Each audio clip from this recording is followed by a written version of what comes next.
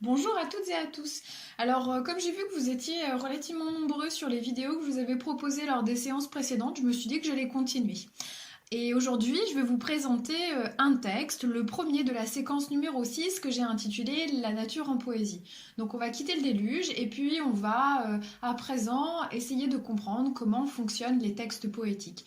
Comme j'ai peur que certains d'entre vous se disent oh là là, ça va être trop difficile, je ne sais pas comment je vais faire tout seul, c'est une vidéo un peu démo pour essayer de comprendre comment est-ce qu'on fait pour voir qu'un texte est poétique. Le texte que je vous propose de découvrir pour la première séance est un texte de Théophile Gautier. C'est un auteur du XIXe siècle qui a écrit beaucoup de poésie, mais également des contes et nouvelles fantastiques. Donc ici, le poème s'intitule La dernière feuille et il est issu d'un recueil de poésie qui s'intitule Émaux et Camille. Dans la forêt chauve et rouillée, il ne reste plus au rameau qu'une pauvre feuille oubliée, rien qu'une feuille et qu'un oiseau. Il ne reste plus dans mon âme qu'un seul amour pour y chanter, mais le vent d'automne qui brame ne permet pas de l'écouter. L'oiseau s'en va, la feuille tombe, l'amour s'éteint, car c'est l'hiver. Petit oiseau, viens sur ma tombe chanter quand l'arbre sera vert. Alors, comment sait-on qu'il s'agit d'un poème? Vous avez sans doute dû voir qu'en début de chaque ligne, il y a une majuscule. Or, ça ne correspond pas nécessairement au début d'une phrase, comme il ne reste plus au rameau, qu'une pauvre feuille oubliée, rien qu'une feuille et un oiseau, ni à des noms propres. Donc on sait que la poésie va être un genre littéraire dans lequel on va utiliser une ponctuation de manière beaucoup plus libre. Parfois, vous n'aurez absolument aucune ponctuation. Ensuite, vous avez aussi dû remarquer que l'auteur ne fabrique pas des paragraphes. Si nous avions des paragraphes comme dans un roman ou comme dans un conte, les mots iraient sur une ligne qui irait d'un bord à l'autre de la page. Or, en poésie, c'est pas du tout comme ça, puisque l'auteur choisit quand il veut aller à la ligne. Et cette ligne, c'est ce qu'on appelle un vers en poésie. Attention, ça ne correspond pas à une phrase. Si vous prenez le premier vers, par exemple, dans la forêt chauve et rouillée, vous voyez bien que c'est un ensemble de mots qui va bien ensemble, mais qui n'a pas de sens, qui ne fait pas une phrase à lui tout seul. La phrase est « Dans la forêt chauve et rouillée, il ne reste plus au rameau qu'une pauvre feuille oubliée, rien qu'une feuille et qu'un oiseau ». Donc vous voyez par exemple qu'ici, pour faire une phrase, il faut 4 vers. Donc on est bien d'accord qu'un vers n'est pas une phrase, c'est juste une ligne en poésie que l'auteur a choisi de fabriquer ainsi. Pourquoi ? Souvent, c'est parce que ça permet de donner un rythme au poème. Il arrive que les vers soient composés toujours du même nombre de syllabes. Ici, les vers sont composés de 8 syllabes chacun. Vous avez 3 exemples, c'est ce qu'on appelle des octosyllabes. Octo, vous reconnaissez la racine grecque qui veut dire 8. Il ne reste plus dans mon âme, 8 syllabes, ne permet pas de l'écouter, 8 syllabes, l'oiseau s'en va, la feuille tombe.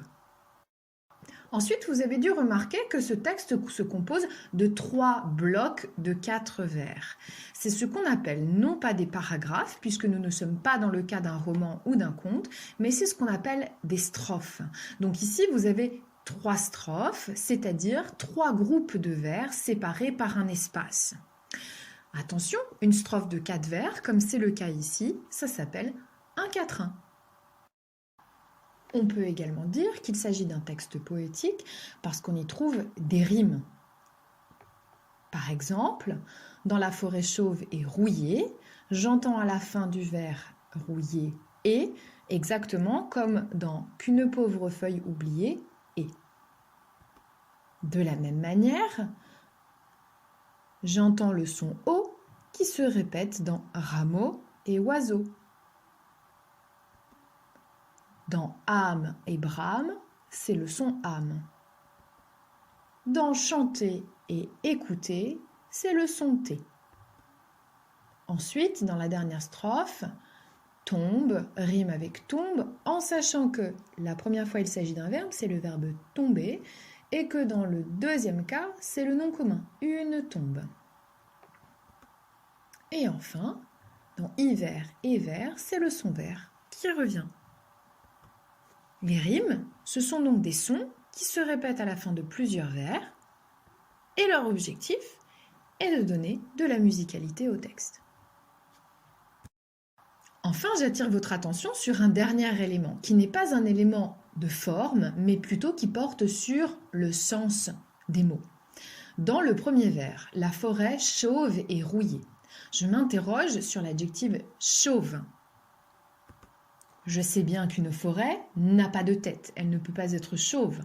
Ici, c'est donc une image pour dire que la forêt a perdu toutes ses feuilles. De la même manière, dans la troisième strophe, l'oiseau s'en va, la feuille tombe, l'amour s'éteint, car c'est l'hiver.